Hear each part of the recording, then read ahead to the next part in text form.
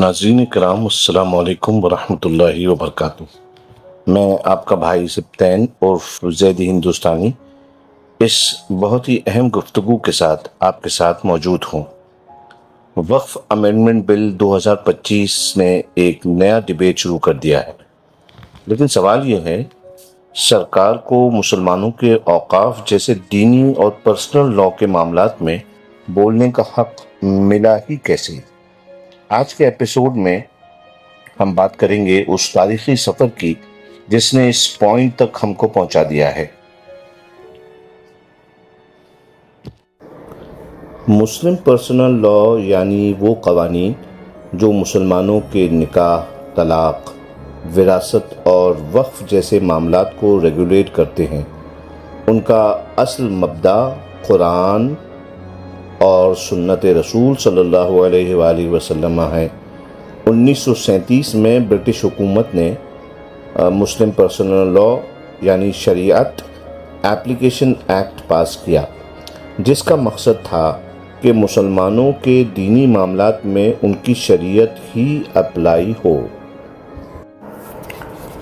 1947 کے بعد Indian constitution نے آرٹیکل 25 سے 28 کے ذریعے ہر شخص کو اپنے دھرم پر عمل کرنے کی آزادی دی۔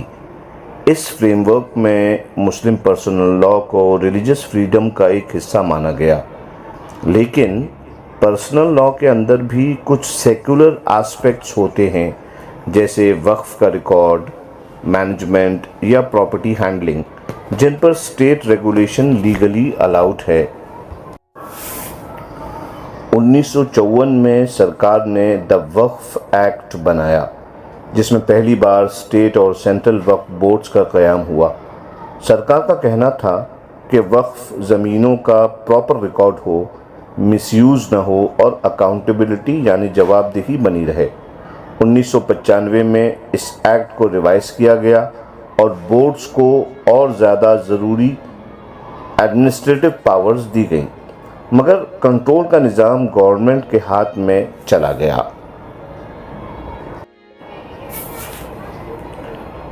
کورٹس نے کئی بار کلیریفائی کیا کہ state can regulate secular aspects of religious endowments, یعنی جو مذہبی اوقاف ہیں اس کے جو سیکولر پہلو ہیں، سیکولر زاویے ہیں، ان میں سرکاری عمل دخل ہو سکتا ہے، لیکن شرعی مسائل، عقیدے یا عبادت میں دخل اندازی نہیں کی جائے گی۔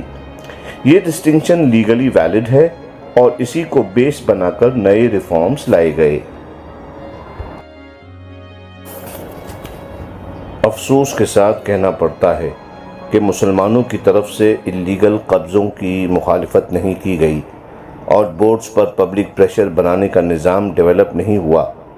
اس خاموشی کا نتیجہ یہ نکلا کہ سرکار نے ریفارمز کا دروازہ کھول دیا۔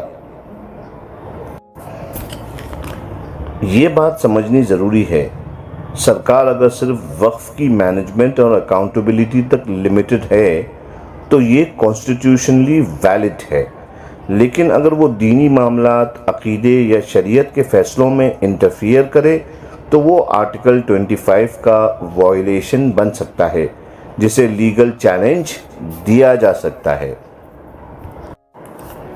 دوستو، یہ تھا پہلا ایپیسوڈ جس میں ہم نے دیکھا کہ وقف سسٹم میں سرکاری مداخلت کا دروازہ کیسے کھلا۔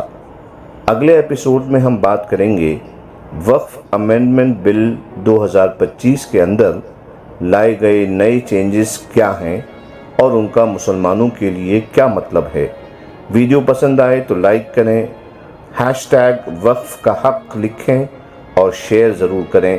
میں ہوں زیدی ہندوستانی، آواز امت کے تحفظ کی۔ والسلام مع الاحترام۔